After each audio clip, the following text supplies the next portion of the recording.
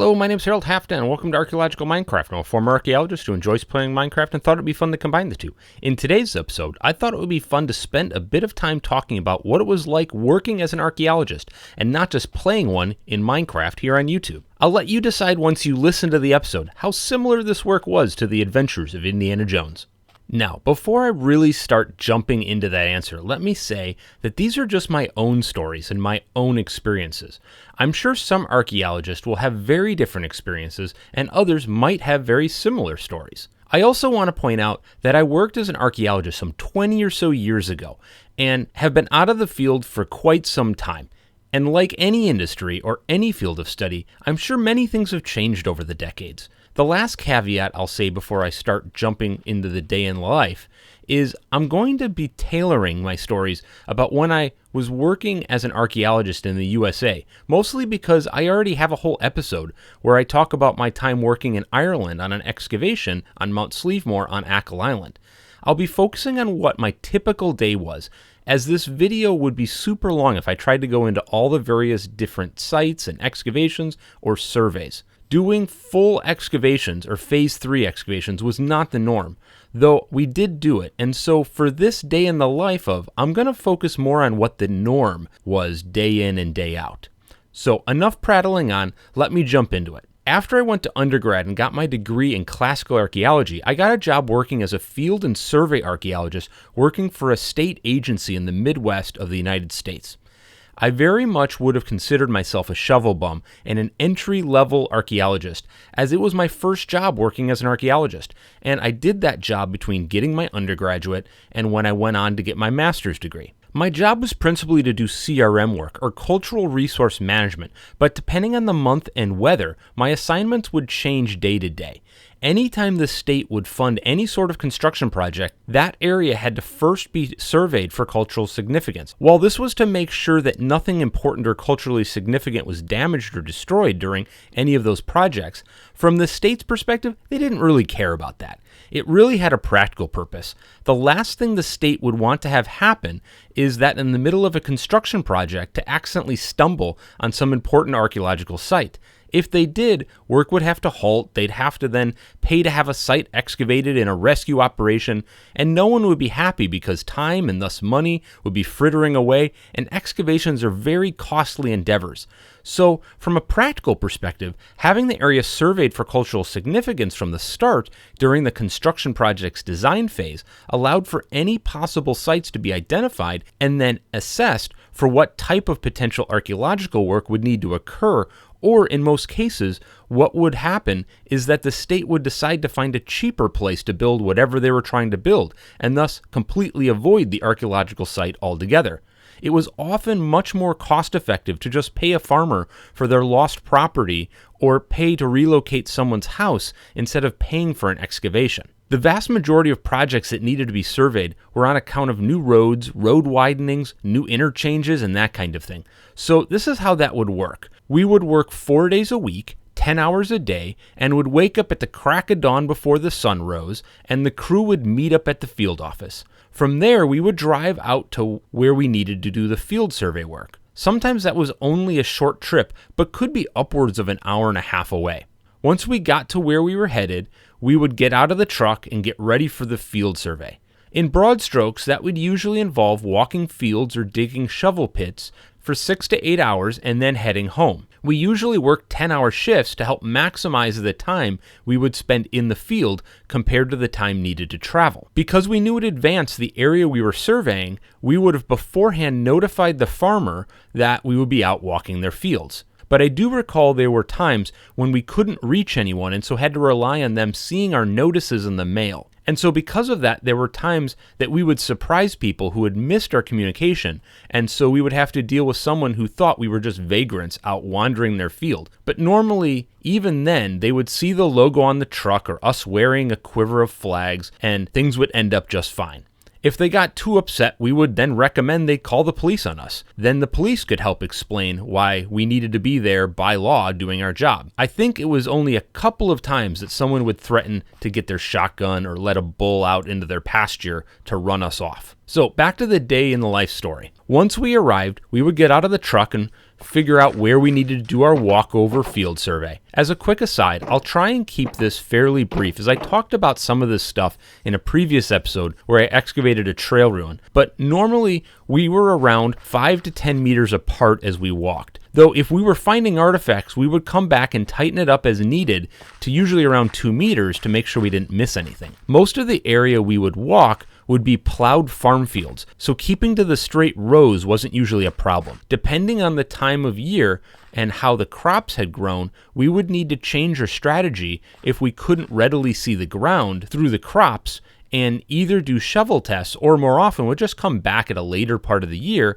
after the crops have been harvested, and then walk the fields then. When we found an artifact, we would stick a flag in the ground and keep walking. At the end of the day, we'd look out over the field and see where all the artifact distribution could be found and figure out where the sites were located.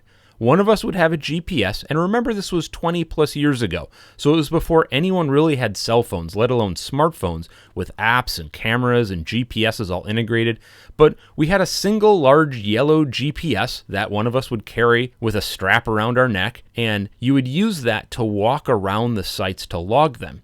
These would then later, when we got back to the field house at the end of the day, be uploaded into the computer so that we could see where all the sites were located across the state. When we couldn't see the ground, we would switch to shovel tests. For those, we would dig a small circular hole not much wider than our shovel and dig down the layers of dirt until we reached sterile soil, which we knew based on the soil layer wouldn't or shouldn't contain anything culturally significant or archaeological. As we dug the dirt, we removed it from the hole and would sift it through screens, and the dirt would then go into a bucket. We would look for anything that remained, like artifacts, and if we found any artifacts, we would tag and bag them with a note down in our field book. We would also take measurements at each hole of the depth and color of each of the soil layers using a Munsell soil color chart. These could then later be matched up so we could tell what layer the artifacts were found and how deep the different layers were in the area we were working. All in all, we would do this for about 6 to 8 hours in the day,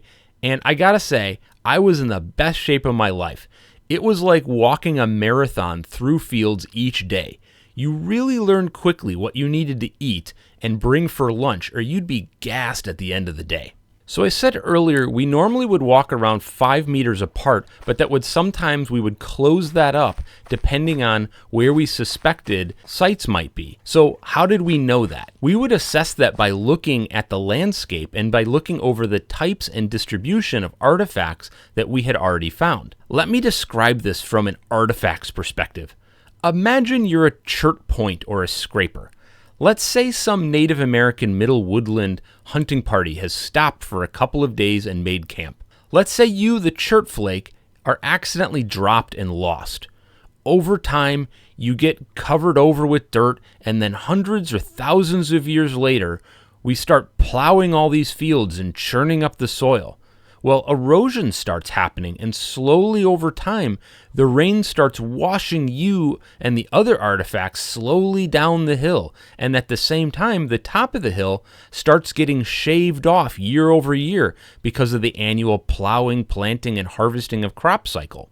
You might eventually reach the bottom of the hill and might get washed into a central pool, but at that point you're totally out of context and mixed in with all of the other artifacts that were dropped over those thousands of years and piled all together in the lowest point. So the question is, where's the site? Probably on the hill towards the top. At the very top, it's been plowed away with very few artifacts, or artifacts from an older layer because the newer layers would have been scraped away. Artifacts would then be found scattered down the slope with a mixed assemblage towards the base and lower part of the slope where water had washed or eroded them, because being lighter they could be moved easier by less water. Beyond looking at the elevation and landscapes like I described, we would also pay more attention and would focus on areas that were near rivers or crossings or around areas and routes from past surveys that had found sites or artifacts. Remember me describing what I did with the GPS earlier, where we'd have a database for the whole state where artifacts and sites were found. Now, I want to take a quick moment and talk about what you should do if you happen to be out walking and find an artifact. If you're in that situation, maybe snap a picture of it with your phone for the memories, but notify the local archaeological center in your area. Don't take it or move it.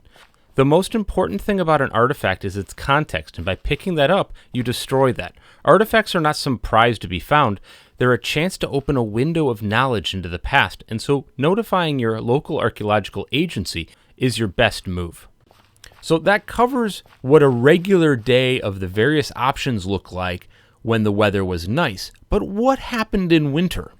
Here's where working for the state was really pretty lucky. In a lot of cases, if an archaeologist is working for a CRM firm, then often there isn't a lot of work to be done in the winter, so they have to go on furlough or let people go and lay them off during the winter months.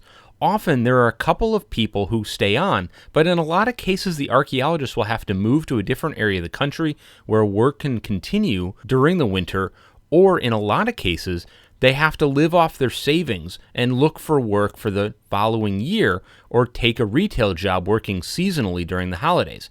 Many retail companies regularly hire seasonal workers and then let those people go once the holidays are over. Hopefully at that point, the archaeologist has lined up another job for the next year. My experience was different. Because I was working for the state and thus a state employee, when winter came, we weren't let go. I personally suspect that has to do with how government work occurs. It was probably very hard to get a new position approved, and so the last thing anyone wanted to do was let a worker go for the winter and then not get the approval from the state to backfill the following year. As such, I was kept on and given various jobs around the field office. Part of that was to do recalibrations of our middle woodland radiocarbon C14 dating. I explained how that process worked in my episode on radiocarbon dating, so I won't go into that here beyond just to say that over time, as the database of radiocarbon dating gets larger, it's important to recalibrate C14 dates, so I had to go and recalibrate all of our past dates. The other thing I did a lot of over the winter was to pick through floats.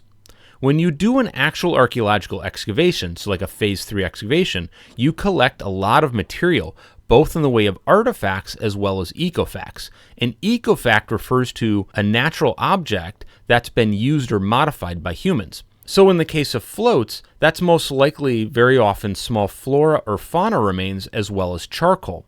When you do an excavation, the dirt and other material that's excavated out is often collected and then sifted, as I described previously when I was talking about shovel tests. And then that earth that was left over from after when you sifted it would be run through a float. As the name implies, that's a setup where the dirt, once dry, would be put in a bucket of water.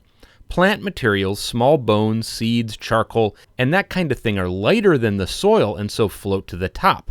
This would be skimmed off, tagged and bagged, and left for later sorting. It was this later sorting that I did in the winter. Basically, the float bags, which had been saved, would be labeled with the date, the site, and the unit that it came from. You would pour the contents out into a tray and then sort them into their various different components. So for example, seeds would go in one pile and small mouse bones maybe in another, and then charcoal, which could then be sent for more C14 dating if desired, could go in another pile, and that kind of thing. Another one of my winter jobs was to build some new screens for the following year. As you can imagine, the screens would get beat to heck over the course of the spring, summer, and fall doing all those shovel tests, and so the winter was a good time to build new screens. The thing I found hilarious about building the new screens, though, and this was probably because I worked for the state, is that they wouldn't buy us power tools. It was deemed a, quote, unnecessary expense, so they were happy for the job to take 4 times as long, sawing the wood by hand and screwing things together manually with a screwdriver. The other thing we did a lot of, even in the winter, was to go out and do more field surveys, usually shovel tests. As long as the ground was only frozen an inch or so, we could break that up with the shovel and then do our shovel tests in the same way I described, although it was colder sitting in the wind on a bucket below freezing. Also, if there wasn't snow cover, we could still walk fields in the cold. Sometimes that was easier with the ground frozen instead of the spring or summer where fields could get muddy and wet. Well, that wraps up this video. I hope you enjoyed my day in the life of an archaeologist. Make sure you take the time to like my videos if you like them and subscribe and all that stuff. And if you did like this video, you might like these others that I made where I tell stories about when I was an archaeologist. Thanks, have a good rest of your day, bye for now.